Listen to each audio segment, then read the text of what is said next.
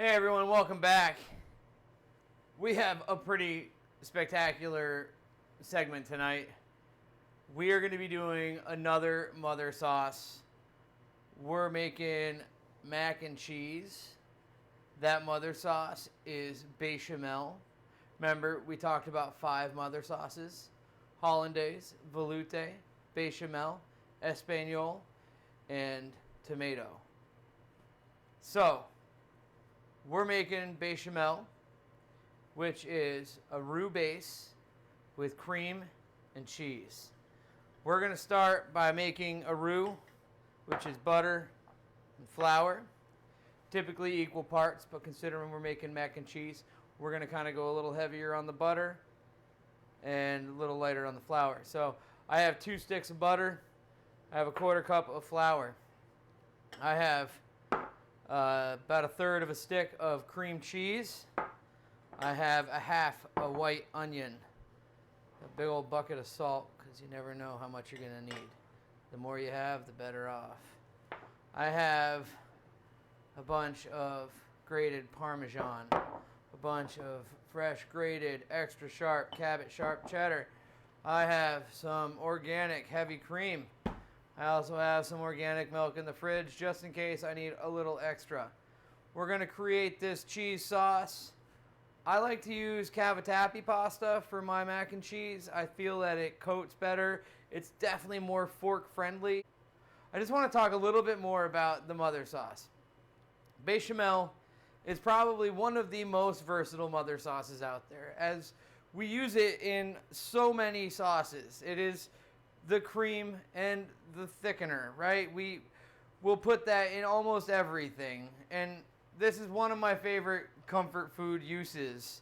We'll use bechamel in gravy. We'll use it in, obviously, mac and cheese. You'll use it in chowder. You'll use it in a lot of different cream-based soups. It is the mother of anything cream-based that is thickened. So think about it as simplicity. I can't ever beat on that drum enough. The simplicity of things that we start with and just build the flavors up, and how we get to our end result. When we get to that end result and people are wowed by it, it's always starting out somewhere simple. So we'll get started by making some roux, which is just fat and flour. I'm actually going to make the roux ahead. We're going to do the equal parts fat and flour in a pan. We're going to take that roux out and set it aside. I'm then going to sweat my onions in the leftover butter. Then I'm going to add that roux back, and I'm going to coat it all with the heavy cream. Once that heavy cream is in there, we're going to start to get it all to a boil. We're going to watch how it thickens, because the roux won't thicken until it comes to a boil, because that's when that flour starts to activate, and that's when everything starts to come together and homogenize, I guess is the word we'll use on that one. So once that's happened, we see how thick it is, then we can start adding the cheese. And that's another topic that I want to talk to you guys about right now, is cheese. Okay? We all know that cheeses have different consistencies, different textures, right? This is a Pecorino Romano. Bit harder, definitely harder. Bit more oil. But when it melts, if I were to grate it up like I did this cheddar, I think it would probably break in the sauce. That's why I grated it up finer. I used a microplane. This is going to dissolve in that sauce a lot easier. It's not going to take so much effort. So you got to think about this when you're making mac and cheese. The kinds of cheeses that you're using, you need to make sure that they're going to dissolve well together. I never use mozzarella in my mac and cheese.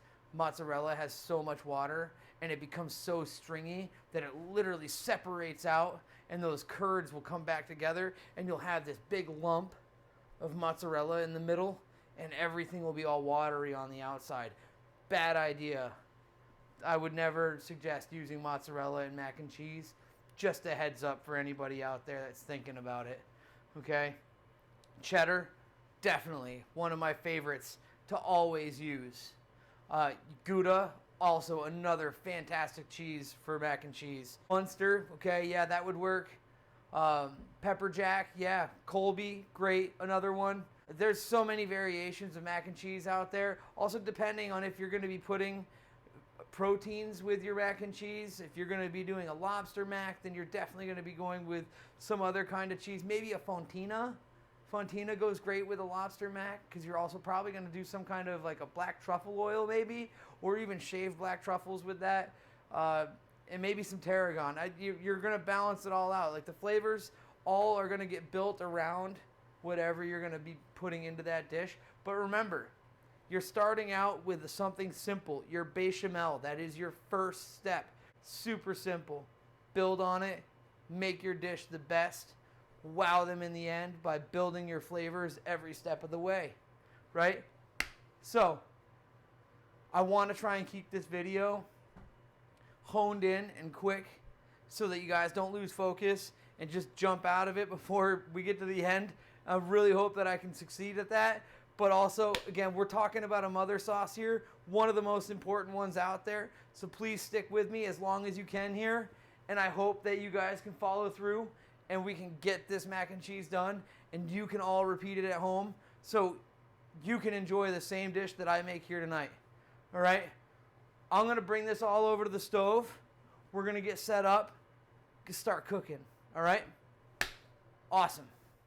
All right, so got everything over here, mise en place, ready to rock. Like I said, we're going to make roux first. So we're going to get this rolling.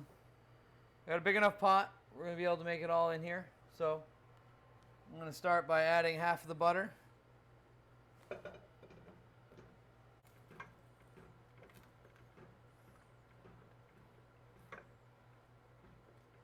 The butter is melted. We haven't really browned it anything yet.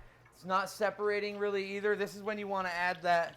So you don't want to burn it. You don't want to brown it. You just add that butter. Try and get it. We're not toasting anything here. We're not browning the butter yet. There's different variations of roux that you would make. And those come with different variations of the butter. Some are made in the oven. Some are made with brown butter, etc., etc. This is not the kind that we're making. That may not look like much right now, but that's some thickening magic, I'll tell you that for sure.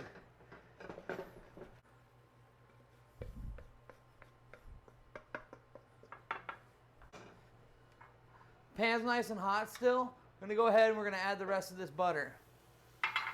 We're going to add those onions right now too. I got some microplane garlic right here. Shazam! Let's give these a nice sweat. We're going to get them translucent, get that smell rolling. The house already smells fantastic, so we're just going to keep that mood rolling. While I'm cooking, I want to just talk about pans and fire. It is a complete waste of gas and fire if you're rolling a fire so hot that those flames are crawling up the side of your pan. You're not doing any favors to anything in your pot by doing that, and you're certainly not helping your pocketbook any. So don't do it. Not a good idea. Keep those flames under the pot where they belong so you're not burning the edges of your food and you're not wasting your money.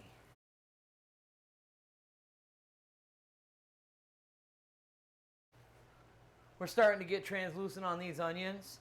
This is where we're going to go ahead and we're going to season. I say it every time I make these videos. Every step you are cooking, you're seasoning. If you're not seasoning every step, then you're not making your best meal.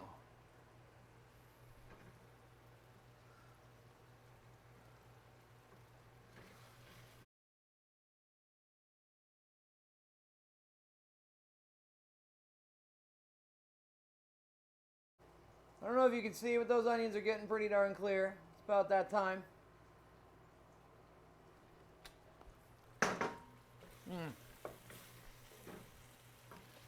I like a little bit of sherry vinegar in mine. We'll put some in right now.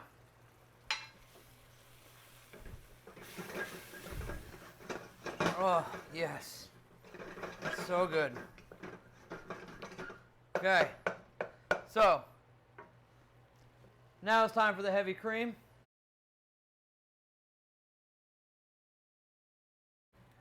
I went ahead and I pulled out a cup of milk. I know we're going to need it.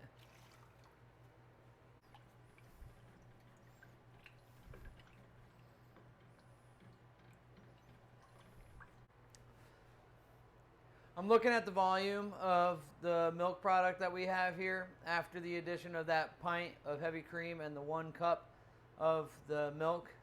And I know that I'm going to need at least 1 more cup of milk. So I'm going to go ahead and I'm going to add that again right now. And considering the additions were cold, I'm going to put the lid on. We're going to bring it up to a simmer. We're starting to get some bubbles here. She's about to come to a simmer. We're going to give her some seasoning.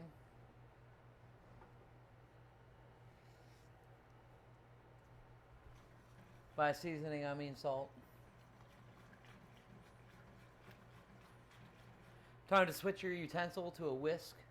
We're going to start doing some cheese additions in just a second. I want to scoop in a little bit of roux, about 1/3 of what we made.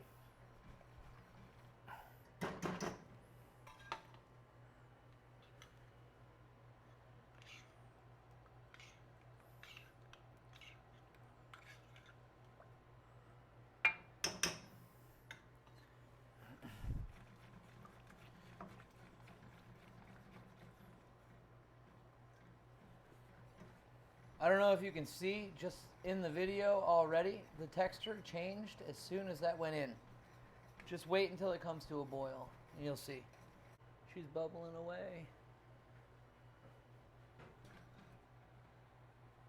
See that? The ribbons. Start with some Parmesan. We go with half of it. I got about 2 cups of each cheese. Maybe 2.5. I didn't measure. I'm sorry.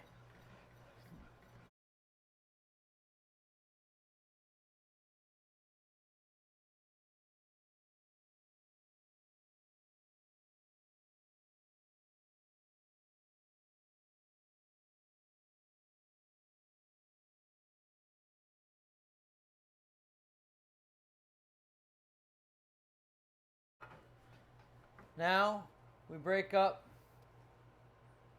cream cheese.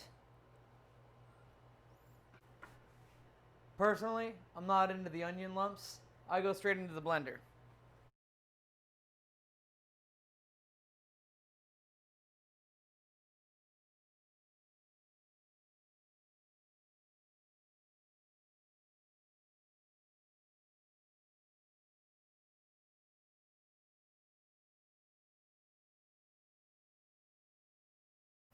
Once I'm done blending, I'll put it right back into the pot.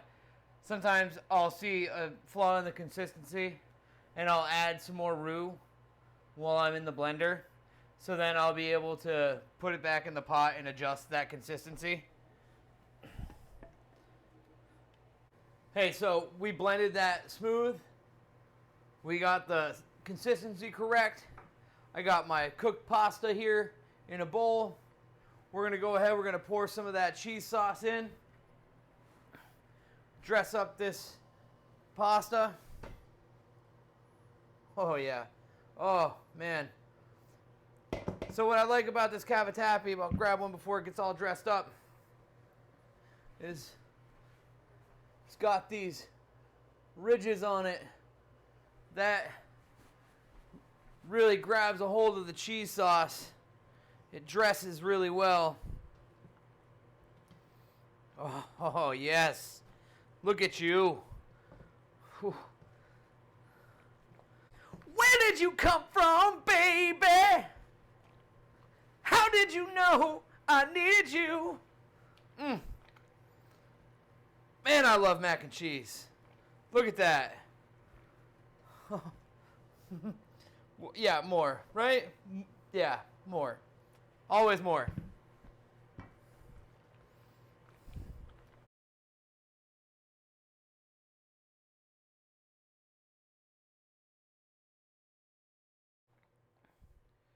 Remember, we gotta taste this.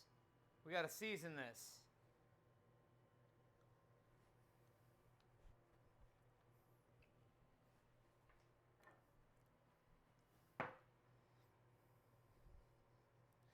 Oh my God, it's incredible. Like I said about cavatappi, it's very fork friendly. Look at that. Elbows don't do that.